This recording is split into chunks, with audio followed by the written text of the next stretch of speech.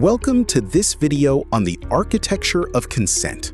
We will explore the contract you never signed, contrasting the ideas of John Locke with our innate tendencies toward obedience.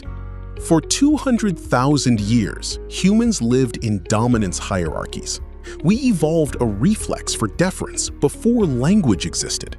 Today, authorities know this, and we often find ourselves rehearsing submission. We have rebranded the divine right of kings. While we no longer believe authority descends directly from heaven, we have transferred that sacred aura to modern flags, offices, and institutions. Our brains crave predictability, leading us to surrender our autonomy to large institutions for a sense of stability. We are living in a comfortable cage of our own making. John Locke's Tabula Rasa suggests the mind begins as a blank slate. If nothing is innate, then authority is not innate either, and obedience becomes a habit rather than a metaphysical necessity. The events of 1688 inverted the organizational chart of power.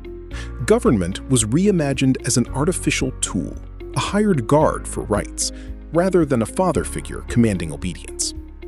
Tacit consent is often treated as a trapdoor. Simply by living, owning land, or existing within borders, you are deemed to have signed a contract you never explicitly agreed to. In theory, power is lent to the state as a job description. In reality, that power often drifts into a monopoly. We must treat the state like a service provider and audit its work. In the digital age, our attention has become the new harvest.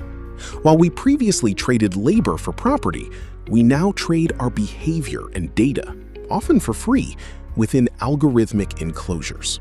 Rights are a shared story, a form of intersubjective reality.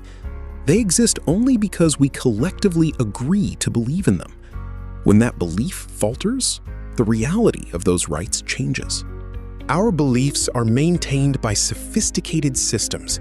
Historically, these were anthems and schools. Today, they are algorithmic loops that patch our desires and reboot our attention on command. Major historical rebellions were not just conflicts, they were story swaps. They demonstrated that consent is conditional, lasting only as long as the system performs for the people. Locke's design included a termination clause.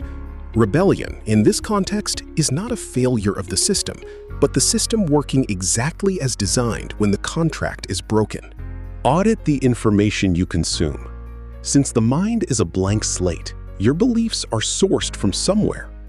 Ask yourself who wrote the ideas you hold and what they gain from them. Freedom is a daily practice, not a permanent possession. It must be renewed through attention and awareness. The pen is in your hand. Choose how to use it.